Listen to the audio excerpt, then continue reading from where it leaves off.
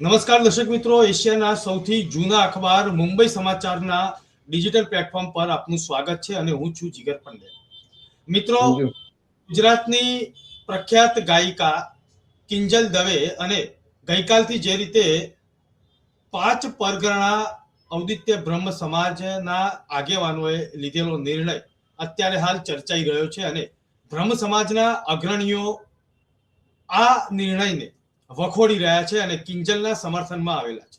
કારણ કે તેમને એવું લાગી રહ્યું છે કે આ નિર્ણય ન કરવો જોઈએ, કારણ કે એક દીકરી પોતાનો નિર્ણય કરવા માટે સક્ષમ પણ છે. બ્રહ્મ સમાજના અલગ અલગ આગેવાનો સાથે જ્યારે વાત કરતા હોઈએ ત્યારે કાંદીવલીથી ખેડવાબાજ બ્રહ્મ સમાજના અગ્રણી અને જાણીતા શાસ્ત્રી કથાકાર હેમંતભાઈ જોશી મારી સાથે જોડાયેલા છે. નમસ્કાર, સ્વાગત છે આપનું. નમસ્કાર શાસ્ત્રીજી, કિંજલ દવે અને ગઈકાલથી આ જે ચર્ચા છે, આખા પરિવારને સમાજની બહાર બહિષ્કાર કરવામાં આવેલો છે. આપનું શું કહેવું છે? વસ્તુ ખોટી છે. આમ તો કિંજલબેન દવે કોઈ સારું ખોટું કામ કર્યું નથી, પણ એમની અત્યારના સમય પ્રમાણે બહુ સારામાં સારું કાર્ય કર્યું છે.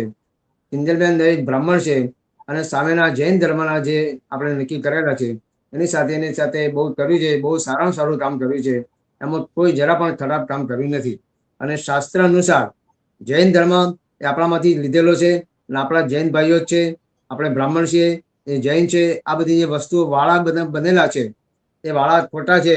અને કિંજલબેન જે કાર્ય કર્યું છે એમાં કોઈ ખરાબ કામ કર્યું નથી મારા મત અનુસાર. શાસ્ત્રીજી, બીજી એક વાત છે કે સમાજના આગેવાનો સાથે જ્યારે મારે વાત થઈ ત્યારે તેમણે એવું કહ્યું છે કે અમારા સમાજનું બંધારણ છે અને આ રીતે બીજા સમાજમાં કોઈ દીકરી આ રીતે કરે તો અમે તે પરિવારનો અમે બહિષ્કાર કરીએ છીએ. પરંતુ અત્યારે હાલ મોડર્ન યુગ ચાલી રહ્યું છે, 21મી સદી ચાલી રહી છે. આપનું શું કહેવું છે? નહીં, કિંજલબેને જે કાર્ય કર્યું છે બહુ સારું કર્યું છે. કારણ કે સમાજ વસ્તુ અલગ છે, એમને પોતાનું મંતવ્ય અલગ છે અને સામે સારું સુપાત્ર હોય તો કોઈ પણ જાતનું કરવામાં વાંધો આવતો નથી.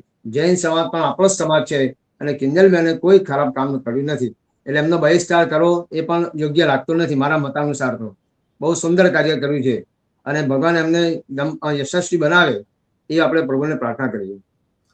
સવાલ એ થાય છે શાસ્ત્રીજી કે આખી વાતમાં બંધારણની વાત આવી, જ્યારે સમાજે કહ્યું કે અમારી બંધારણ આ રીતનું છે, પરંતુ દેશનું બંધારણ પણ છે. દેશના બંધારણમાં આ વાતનો ઉલ્લેખ છે કે કોઈનો તમે બહિષ્કાર ના કરી શકો. અને આપણી તો સંસ્કૃતિ છે, વૈદિક સંસ્કૃતિ પ્રમાણે અને સમાજની સંસ્કૃતિ અને આપણી ભારતીય સભ્યતા અને સાથે સાથે દેશનું બંધારણ, આ બધું આખું જોઈએ ત્યારે આપનું મંતવ્ય શું રહેશે? બંધારણને અને સમાજને કોઈ લેવા દેવા હોતી નથી, કારણ કે દરેકમાં પોતપોતાના મંતવ્ય હોય છે. આજે ઘણી દીકરીઓ બહાર ગઈ છે, ઘણી દીકરીઓ આપણા સમાજમાં આવી પણ છે. કયા જૈન સમાજની પણ આવી છે. હિન્દુ ધર્મની અંદર આને માન્ય ગણવામાં આવ્યું છે, એટલે કોઈ પણ જાતનો વાંધો કરે નથી. અને કિંજલબેનનું જે પગલું છે એ બહુ ઉત્તમમાં ઉત્તમ પગલું ભર્યું છે. આને સમાજ સાથે કોઈ લેવા નથી, પોતાનું મંતવ્ય છે આ. અને માણસ પોતે સ્વતંત્ર છે. સ્વતંત્ર વ્યક્તિ બધું જ કરી શકે, એને કોઈ રોકેલ ટોક હોઈ શકે નહીં મારા મત અનુસાર. અને અત્યારે હાલ આજે જ્યારે બહેન દીકરીઓ હરણફાળ પ્રગતિ કરી રહી હોય અને દેશ અને દુનિયાનું નામ દેશભરમાં અને દુનિયામાં જ્યારે ઉજળું કરી રહ્યું હોય ત્યારે કિંજલ દવે પણ કહી રહી છે કે મારી પાંખો કાપવાનું કામ થઈ રહ્યું છે. પણ સમાજની અંદર એવું ભાઈ બનવાનું જ છે આ તો, કારણ કે સિક્કાની બે બાજુ હશે. એક આમ પણ બોલશે, એક આમ પણ બોલશે.